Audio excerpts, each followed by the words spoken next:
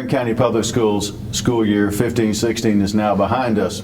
Kindergartners are now in the first grade. Fifth graders have been promoted to middle school. Middle school eighth graders are now anxious about their high school careers beginning. But we still have things going on here in our summer program with the Marion County Public Schools.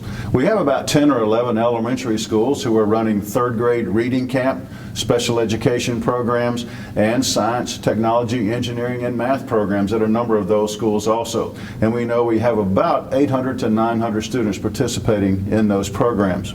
At the secondary level, we also have unit recovery programs for middle school students and credit recovery programs for high school students. We look for as many opportunities as we can possibly find to help our students get promoted or graduated from high school. I'm here at Vanguard High School today, where Vanguard is hosting two different laboratories with high school students for credit recovery and two different labs for middle school students. Those labs are full of students who are trying to excel and get ahead or get back on track for their school year next year. So even though many of our students are at home for the summer, many of our students are also working. We don't really do high school camps much because there's not a lot of interest in high schoolers going to camp. So when it was brought up to do this through Career Source and Mr. Ma, the Marion Region Manufacturing Association, they asked me if I wanted to do one. And I says, well, if I do one, I want to target rising ninth graders because they're in that range where they used to do camps a lot, and now the parents, they don't really do much in the summer. And I wanted to make it interesting enough with them with the 3D printing and electronics and the robots so that they could actually get a chance to experience some of the advanced manufacturing skills that actually are in high demand right now for graduates. That's what they're supposed to look like when you come and the wire comes out of them. It should have a little dome. Okay. I got offered it for doing good in robotics at my school after going to the FLL competitions. And that's who I targeted, mainly because those kids have shown that they have that interest. That's why they're in those programs, and we wanted to make this first one that we do be successful, and I figured that those kids needed to have those skills to do that. And they're doing a great job. They really are. There's very few camps that actually do this. There's a lot of robotic camps out there, but they usually use the beginner robots. We're going to introduce them to the industrial robots that we have in this lab. They already know how to do those robots because that's the programs that they came from. So we're actually going to get into coding in robotics with what we use to program our robot arms. This is industrial adult stuff for them, and I just want to introduce it to them, make it fun for them, and show them it's not something to be afraid of. This one runs on a teach pendant. That's what this is. I don't really like to do camps, but I'm really having a good time with this one because this really is something I'm passionate about.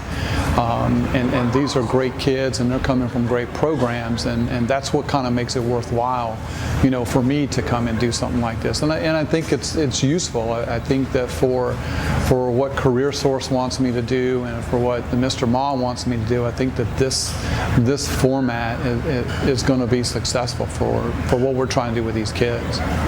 The Florida Department of Education has redesigned the parent score reports for the Florida Standards Assessments. They will highlight the achievement level performance of students who are taking these tests across the state of Florida this spring. Level 1 through level 5 are still the achievement levels that are reported for students, but they have different terms in some cases. Level 1 is considered inadequate. Level 2 is below satisfactory. Level 3 used to be considered proficient, but now it is being called satisfactory. Now, level 3 performance is still acceptable for passing high stakes tests, like for high school graduation, but it's now called satisfactory.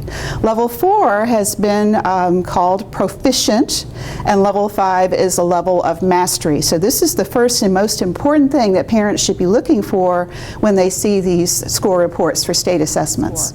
There's also a scale score, which which is a 3-digit number that falls within those 1 through 5 achievement levels, and that is also reported. There is an element on these score reports that does compare to other Florida students and district students who took the test.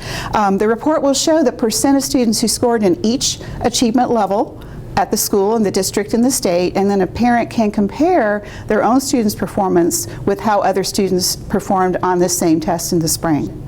There will also be some performance details in terms of breaking down several content areas related to the test.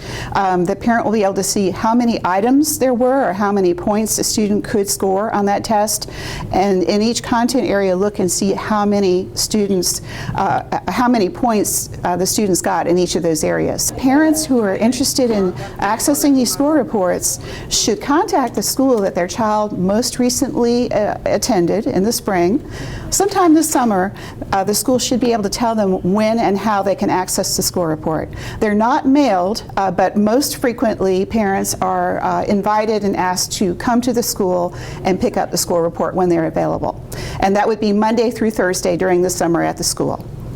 Next week, students participating in Romeo's Summer Slide Challenge have a chance to swap out their books for new ones. On Tuesday, June 21st, from 1 to 2 at the Dunnellon Public Library, and from 6 to 7 at both the Boys and Girls Club in Dunnellon and at the Apex Food and Deli at Northwest 110th Avenue and State Road 40, students can exchange the books they finished for new ones to continue their reading and fight the summer slide. The school-business partner relationship may seem a bit lopsided at first glance, with the benefits for the school being rather obvious. If a school has a business partner, it means that the school can provide some of those extra things that the school budget just cannot provide. Because the school can come to us and ask us for different things that is not in the budget, the PTO maybe can't provide. And we can help with that. We donate furniture to them, office supplies, all kinds of things that we think that they can use and need. A lot of times schools get donations for their sports programs, but their academic programs get neglected. So we wanted to try to help out more with their academics. And so not only monetarily, but help out with people, with volunteers. We help out with judging some of their contests and things like that. So we interact with some of the students. So I think it really benefits them by interacting with some of the business people in their community and seeing that we care. So they see that some of the business people in their community do care about their school and that they have access to some of the business people in their community. The benefits for the business may not seem so apparent. We are advertising on their sign out front, and they also put our name as their business sponsor in different publications. So we do benefit from that. But I don't really look at it from what we get from that. I just think of that as being an added benefit. The relationship overall is the proverbial win-win situation. It just has really great meaning. It has such a warm feeling when you see how appreciative all the teachers and staff and administration and students are for every little thing you give them. There are many schools in the district who are in need of a business partner. If you would like to become a business partner, contact the Public Education Foundation at 671-4167.